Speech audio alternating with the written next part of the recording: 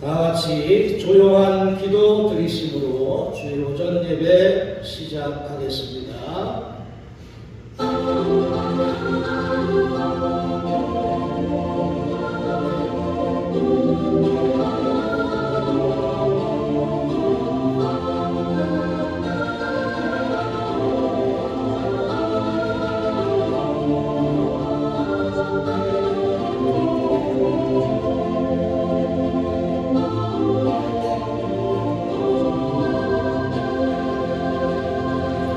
여호와는 나의 반석이시요 나의 요새시요 나를 건지시는 이시요 나의 하나님이시요 내가 그 안에 피할 나의 바위시요 나의 방패시요 나의 구원의 뿌리시요 나의 산성이시로다.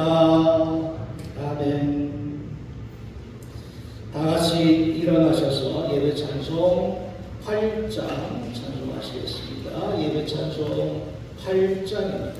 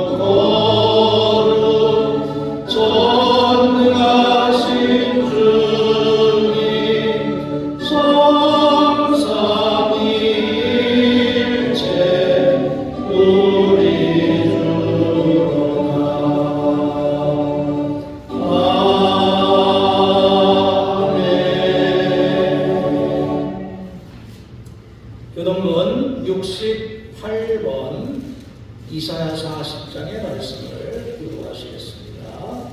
교동문 68번입니다.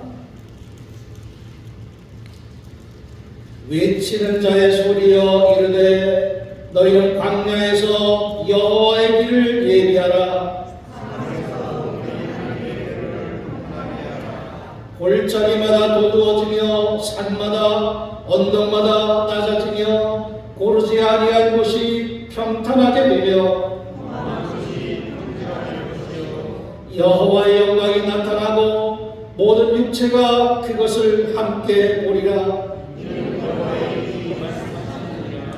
말하는 자의 소리여 이르되 외치라. 대답하되 내가 무엇이라 외치리까 하니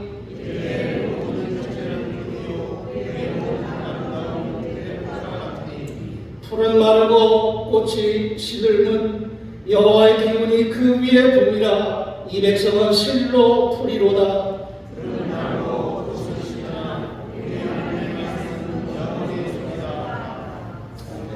신앙 고백하시겠습니다.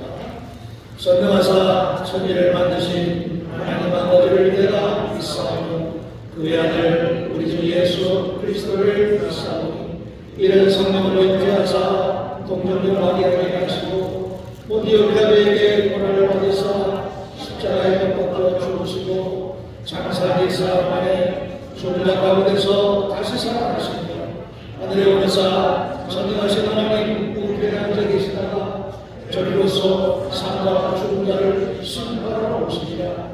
성령을 믿사오며 거룩한 공예와 성도와 서로 교통하는 것과 죄를 사하여 주시는 것과 몸이 다시 사는 것과 영원히 사는 것을 믿사옵나이다. 아멘. 성령 4장 부르십니다.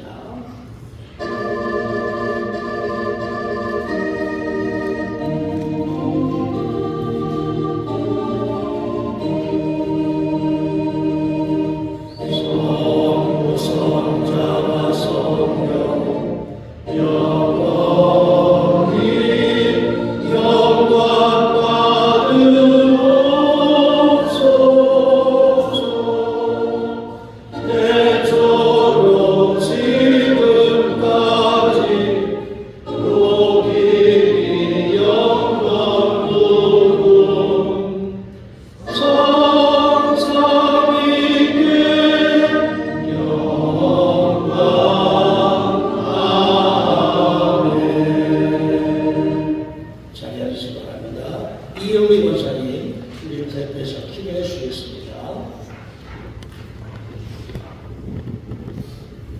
여호와는 나의 목자시니 내게 부족함이 없으리로다. 그가 나를 푸른 풀밭에 누이시며 쉴만한 물가로 인도하시는도다. 할렐루야. 은혜가 풍성하시고 사랑으로 우리를 품어주시는 주님, 연일 계속되는 한파와 추위에서도 우리를 지켜주시고 인도해 주셨다가 복되고 거룩한 주님의 날에 부르심을 받은 주님의 백성들이 하나님 앞에 나오게 하셨음에 존귀와 경배와 찬양을 드립니다. 허물과 죄악의 구렁텅이에 죽을 수밖에 없는 저희를 십자가의 보혈로 계속해 주셔서 하나님의 자녀로 살게 하신 구원의 은혜에 늘 기억하며 감사드리게 하옵소서. 사랑의 주님, 한 주일을 되돌아볼 때 우리의 생활이 어떠했는지 생각하게 하옵소서. 주님이 주신 말씀과 뜻은 항상 기뻐하고 감사하고 기도하라고 하셨는데 하나는 걱정과 근심으로 원망과 불평하였던 생활을 용서하여 주시옵소서. 사랑의 주님, 주님의 몸된 동창들을 위해서 간구합니다. 우리 교회가 지역사회의 구원의 방주가 되게 하시며 크신 능력과 축복을 허락하셔서 죽어가는 많은 심령들에게 복음의 기쁜 소식을 전할 수 있게 하시옵소서. 하나님께서 99마리 양을 두고 잃어버린 양 한 마리를 찾는 주인처럼 불러주시고자 하는 영혼들을 이 구원의 방주로 인도하여 주시옵소서. 오늘 강단위에 담임 목사님, 신동식 목사님 세워주심을 감사드립니다. 우리 목사님 성령의 권능으로 충만하게 하시고 주의를 할 때마다 힘 주시고 지혜 주시고 사랑으로 감싸 주시옵소서. 목사님의 입술로 통하여 선포되시는 주님의 준비된 말씀이 성령님의 역사를 보여 주시옵소서. 두렵고도 떨리는 심정으로 말씀을 받을 때 생명의 진리로 세임을 얻게 해 주시옵소서. 주님의 뜻을 이루어지기 위해 살아가겠다는 결단을 하기를 원합니다. 인도해 주시옵소서. 우리를 사랑하시는 주님, 심숙자 장로님을 위해 기도하오니 빨리 회복 치유할 수 있도록 도와주시옵소서. 병든 자 고치시는 하나님의 권능이 예수님의 손길로 따스하게 어루만져 주시기를 기도드립니다. 사랑의 주님, 우리 동창교회가 더욱더 모이게 힘쓰며 주님의 은혜 나누며 예수님 사랑 안에 서로 사랑하게 도와주시옵소서. 먼저 주의 나라와 의를 구하는 우리가 되게 하셔서 우리의 주인 되신 하나님 나라를 이루어 주시옵소서. 주님, 남성교회, 여성교회가 맡은 바 사명을 감당하게 하시고 날로 부흥 발전하게 하시옵소서. 주님, 특별히 이 나라와 이 민족을 위해 기도할 수 있게 인도하여 주시옵소서. 만물을 창조하시고 생사복을 주관하시며 역사를 이루시는 주님의 은혜와 사랑으로 이 나라를 보호하시고 지켜주시옵소서. 미움 다툼 시기 버리고 사랑과 평화와 공의의 나라로 나가는 우리나라가 되게 하여 주시옵소서. 오늘 주의 은혜 사모하여 주전에 왔사오니 국률과 자비로 우리를 받아주시는 주님의 진한 사랑을 힘입어서 예수님 이름으로 기도드립니다. 아멘.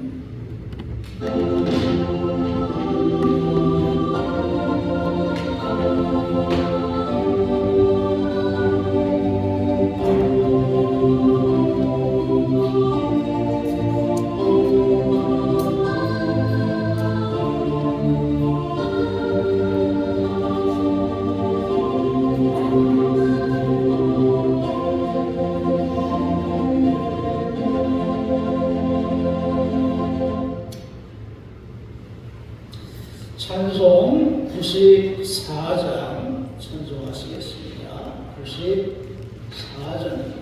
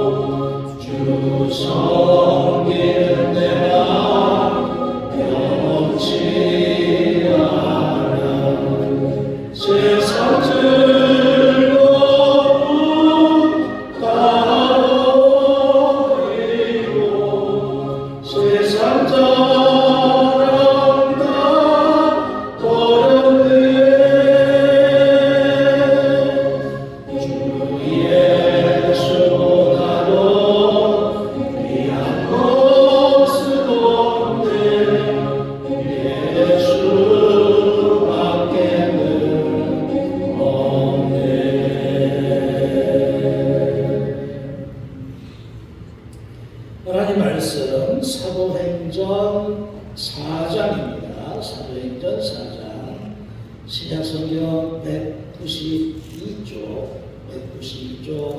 사도행전 4장 13절부터 21절까지 말씀드립니다. 사도행전 4장 13절부터 21절 말씀.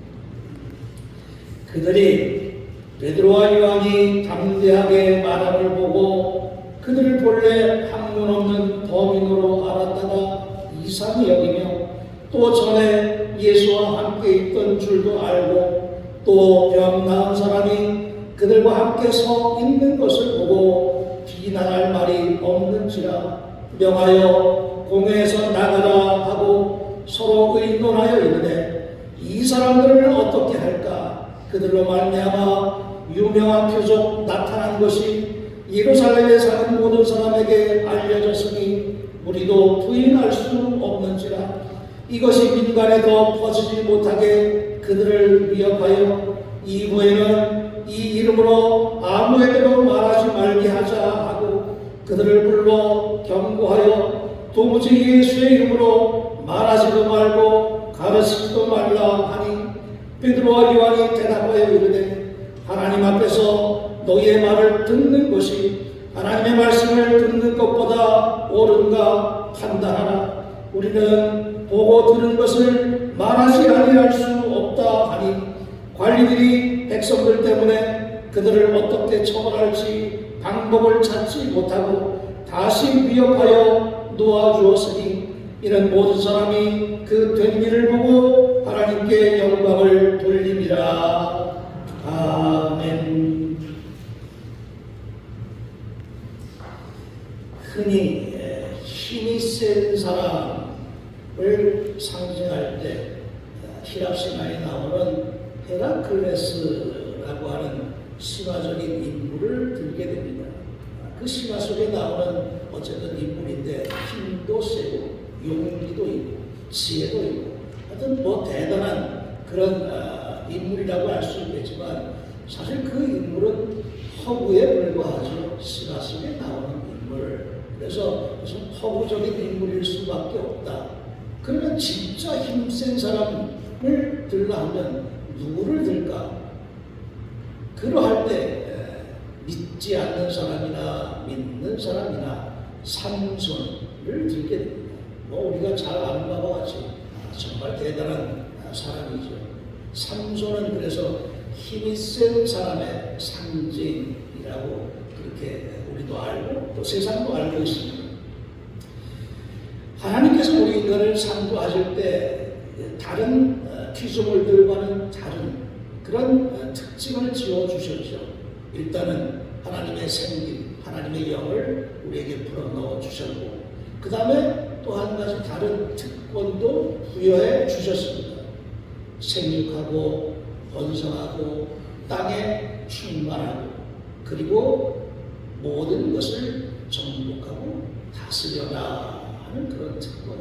이 얼마나 큰 특권인가. 모든 것을 다 할 수 있을 만한 그런 큰 특혜를 주셨다 하는 걸 우리가 잘 알고 있습니다. 그러면 무서울 것이 없을 것 같은데 그런데 그런 우리 인간들도 살다 보면 두려움을 느끼고 무서움을 느낄 때가 당연히 있겠죠. 그때가 언젠가 재난을 만날 때, 천재지변을 만날 때 그때 당연히 두려울 수밖에 없습니다. 며칠 전에 새벽 2시에 막 휴대폰에서 경고음이 들린 적이 있죠. 아주 시끄럽게 잠도 못 자게 막 경고음이 들려서 뭔 일인가 했더니 어디 충주 쪽에서 지진이 났다 하는 그런 발령 때문에 이렇게 경고음이 들린 적도 있습니다. 그만큼 천재지변은 인간에게 두려울 수밖에 없는 그런 사실이라는 이야기죠.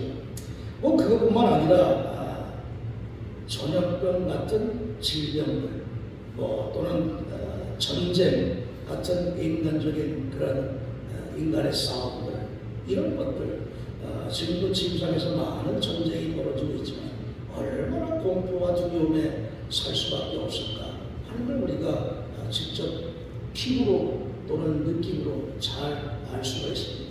인간도 두려운 존재일 두려운 게 있다. 두려우면서 무섭게 살아갈 수밖에 없다라고 하는 것. 그것 때문에 어쨌든 인간도 완벽한 것 같지만 때로는 이렇게 두려움과 공포에 사로잡힐 때가 있음을 알게 됩니다. 그러나 어쨌든 그런 숱한 재난 가운데서도 그런 천재지변 가운데서도 인간은 그래도 인간이 계속해서 그 자리를 지키면서 그것을 극복해 나아가면서 이 세상이 지금 존재하게끔 그렇게 발전시켜 왔죠.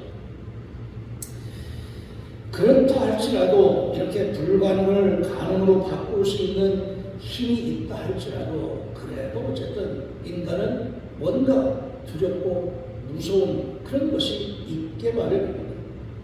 실제로 인간 역사 속에서 인간을 두렵게 만들었던 그런 역사들도 우리 지구상의 역사 속에서 있음을 알게 됩니다. 우리가 두려워할 때 흔히 상상하는 것은 아주 깊은 숲속에서 맹수를 만났을 때 그때 두려움을 느낀다라고 이야기하는데 사람을 만났을 때도 역시 마찬가지입니다. 아주 깜깜하고 어두운 밤에 숲이 무성한데 사람이 갑자기 나타났다. 정말 놀라겠죠.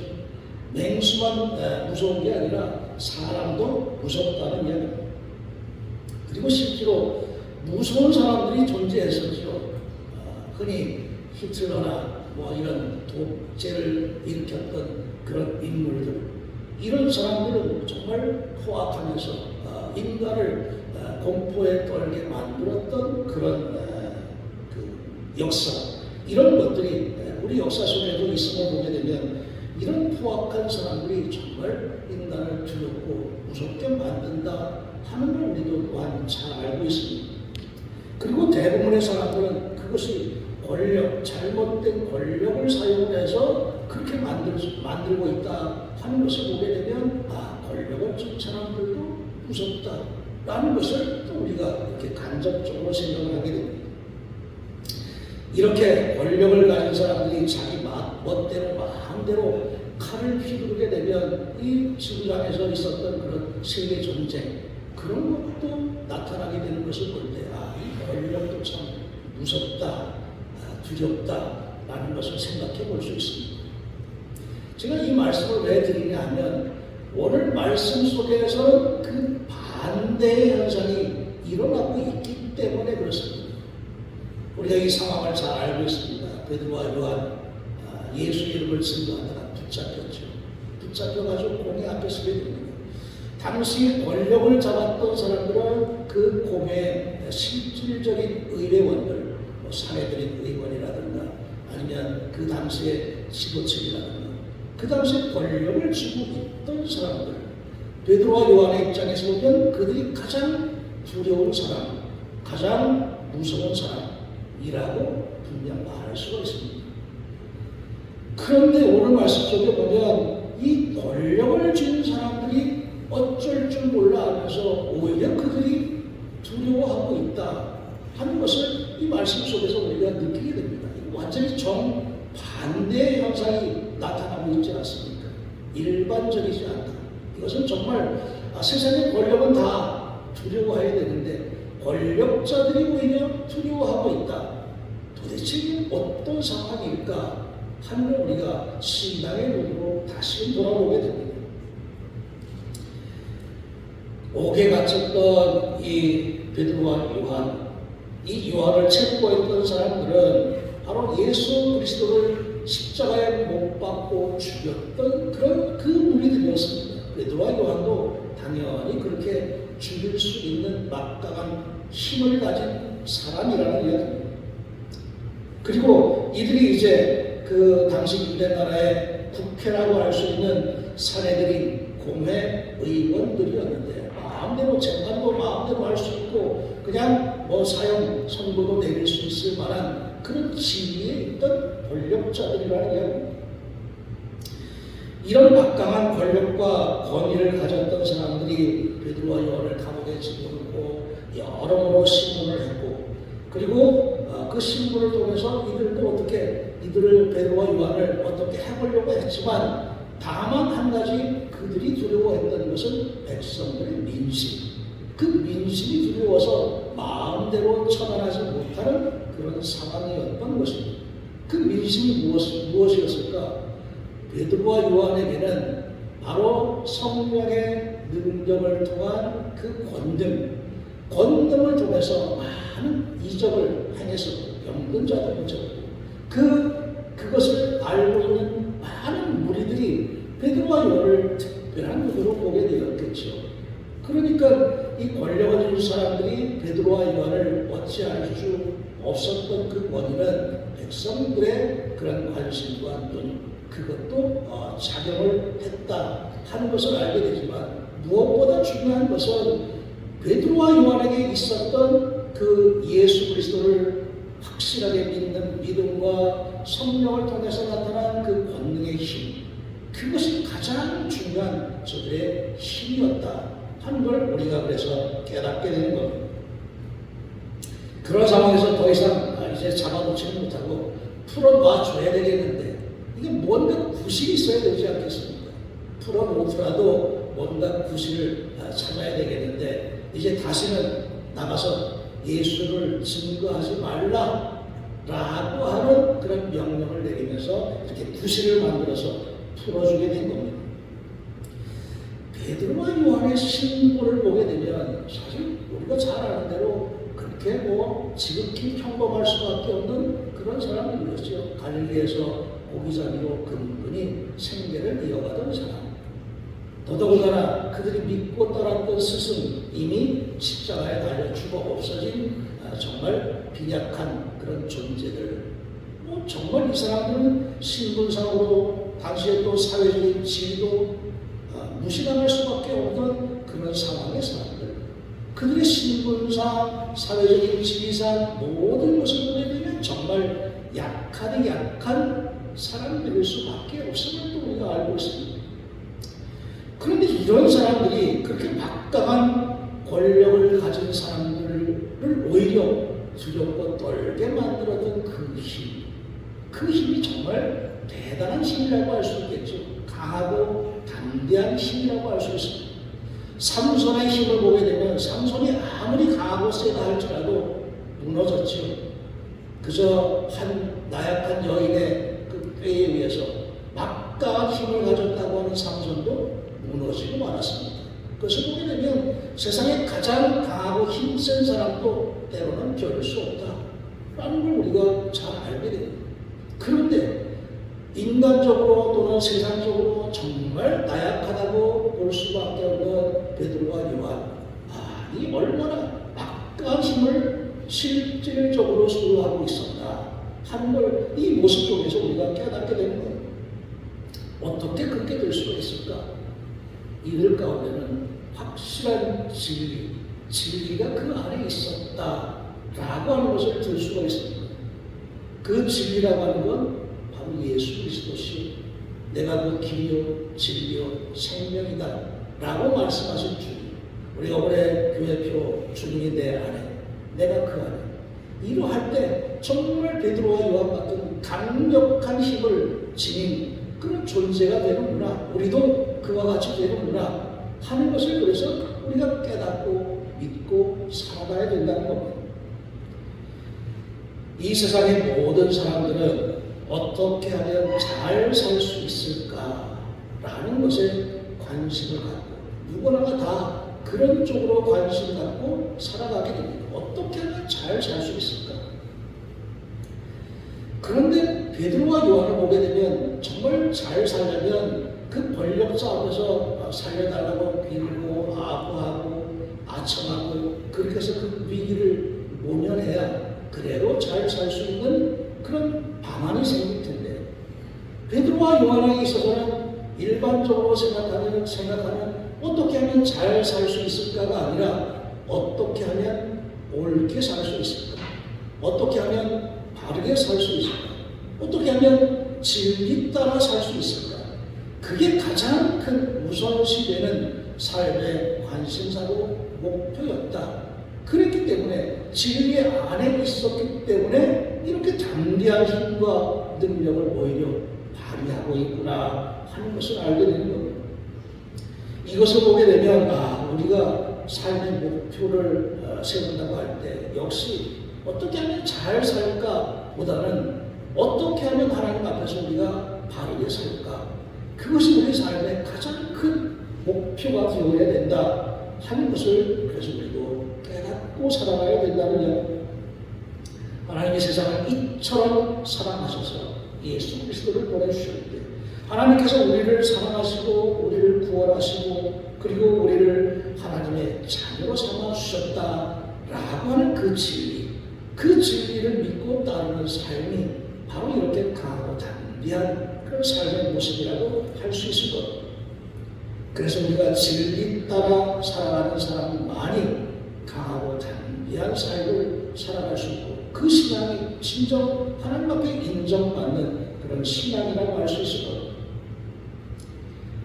이들에게는 또 다른 힘도 있었습니다.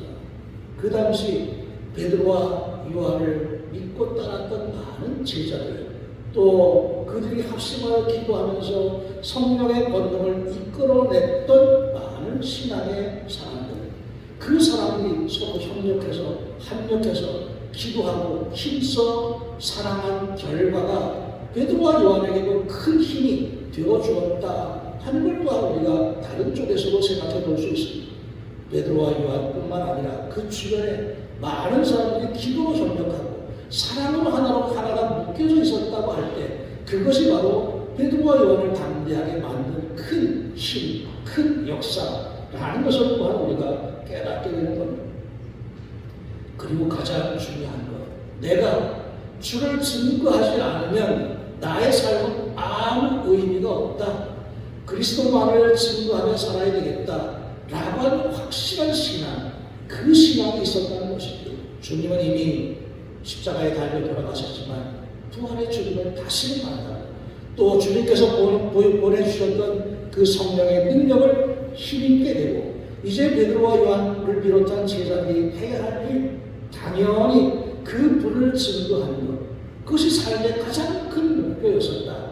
그 결과가 이토록 강하고 담대한 모습으로 나타나게 되었구나 하는 것을 우리들도 깨달으면서, 이 시대를 살아가면서 우리가 일반적으로 사람들이 생각하는 그런 삶의 방식이 아닌 하나님의 생각과 하나님의 뜻과 하나님의 눈으로 우리가 이 시대를 바라보면서 우리들에게 정말 필요한 것은 그 진리이신 주님 안에 내가 함께 거하면서 그분의 말씀 따라서 힘있게 살아가는 가운데 주님께서 우리에게 부여해 주시는 능력, 그 능력 가지고 이 세상을 담대하게 살아갈 수 있는 믿음이 되어야 되겠다 하는 것을 깨닫고, 이 똑똑한 시대, 어려운 시대 속에서 그 믿음 가지고 담대하게 세상을 이겨나갈 수 있는 여러분의 믿음의 삶이 되시기를 간절히 기원합니다. 기도하겠습니다. 오늘의 어려운 시대를 살아가면서 우리의 삶이 어떻게 하면 잘 살까가 아니라 어떻게 하면 하나님 보시기에 올바르고 합당한 믿음의 삶을 살 것인가, 이것에 더욱더 우리가 중점을 두는 가운데 날마다의 삶이 주님 안에 거하는 믿음의 삶이 될 수 있도록 인도하여 주시옵소서. 예수님의 이름으로 기도하였습니다. 아멘. 찬송 213장 찬송하시면서 응원하시겠습니다. 213장입니다.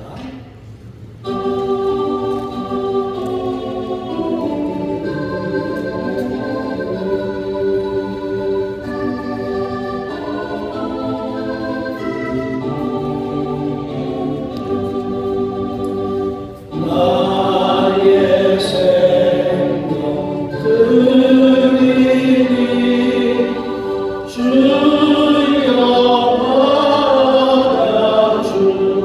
받아주사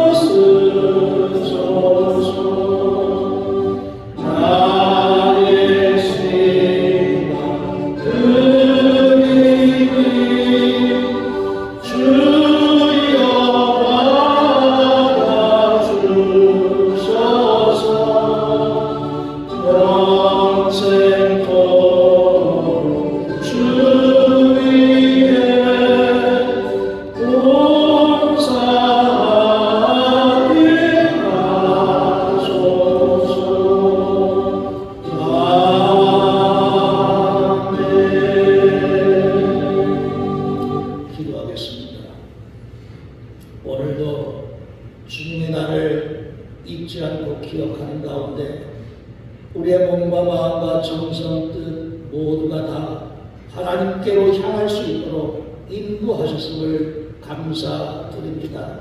날마다 우리 안에 거하시는 주님의 은혜와 사랑을 깨달으면서 그 은혜에 감사하면서 그 기쁨 가지고 살아갈 수 있는 우리의 믿음 될 수 있도록 인도하시고, 그리하여서 우리의 삶도 베드로와 요한처럼 날마다 담대하게 주를 증거하는 복된 삶이 될 수 있도록 영광에 강건함으로 축복하여 주시옵소서. 예수님의 이름으로 기도하였습니다. 아멘. 교회 소식 알려드립니다. 홍천 동지방 지방에 다음 주 화요일 홍천 수망교에서 있게 되고, 우리 교회 지방의 대표는 주보에 나와 있는 것과 같습니다. 이번 주 가림자가 찾아갈수록 사랑 소개되겠습니다. 매소운 한파에 건강 특히 신경 쓰시면서 조심하셔야 되겠습니다. 다시 일어나셔서 205장 찬송하시겠습니다. 205장 찬송하시고 결단의 기도 드리겠습니다.